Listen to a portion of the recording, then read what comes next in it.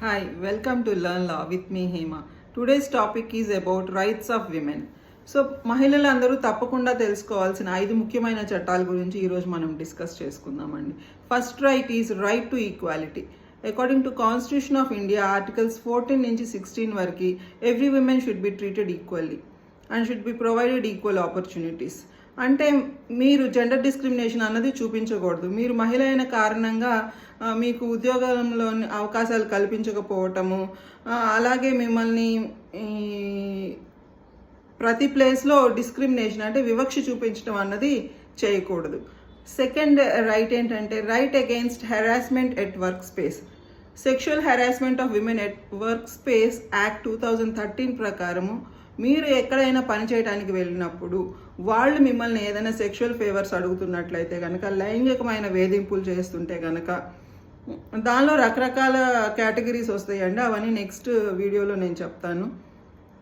So ఇలాంటి పరిస్థితులు మీరు ఎదుర్కొంటున్నట్లయితే కనుక వాళ్ళ మీద తగు చర్యలు తీసుకునే విధంగా చట్టంలో మనకి ఏర్పాట్లు అన్నవి చేయటం జరిగింది.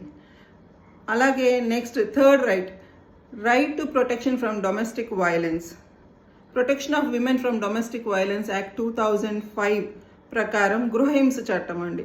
అంటే బయటకు వెళ్ళినప్పుడు మాత్రమే కాదు, కొంతమంది మహిళలకి సొంత ఇంట్లో కూడా ఎన్నో రకమైన హింసలకు గురవుతూ ఉంటారు.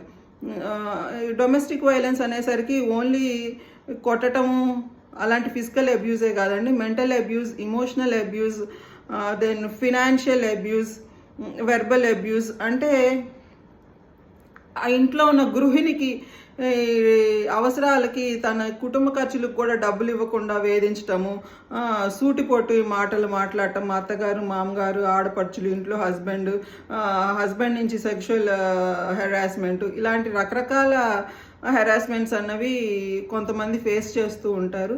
సో వీటన్నిటికీ కాపాడుకోవటానికి డొమెస్టిక్ వైలెన్స్ యాక్ట్ తీసుకురావటం జరిగిందండి. Then the fourth one is right to maternity benefits act. Maternity benefit act 1961 ప్రకారం మహిళలు ప్రెగ్నెన్సీ కారణంగా తన గర్భం ధరించిన కారణంగా తనను ఉద్యోగంలో నుంచి తీసివేయటం, ఇలాంటి వాటికి అగెయిన్స్ట్గా ఈ చట్టం తీసుకురావటం జరిగిందండి. ఎవరైనా సరే ప్రెగ్నెన్సీగా ఉన్నప్పుడు 26 వారాల పాటు వేతనంతో కూడిన సెలవు అన్నది మంజూరు చేయాలని చట్టం చెప్తుంది. సో మీరు ప్రెగ్నెంట్ అయిన కారణంగా మీరు ఉద్యోగం మానవలసిన అవసరం లేదు. మీ సిచ్యువేషన్ని బట్టి మీరు తర్వాత 26 వారాల పాటు మీకు సెలవు తీసుకునే రైట్ మీకుంది. Next one is right to property. Hindu succession act 1956 amendment act 2005 ప్రకారం every women has a right to share in the ancestral property.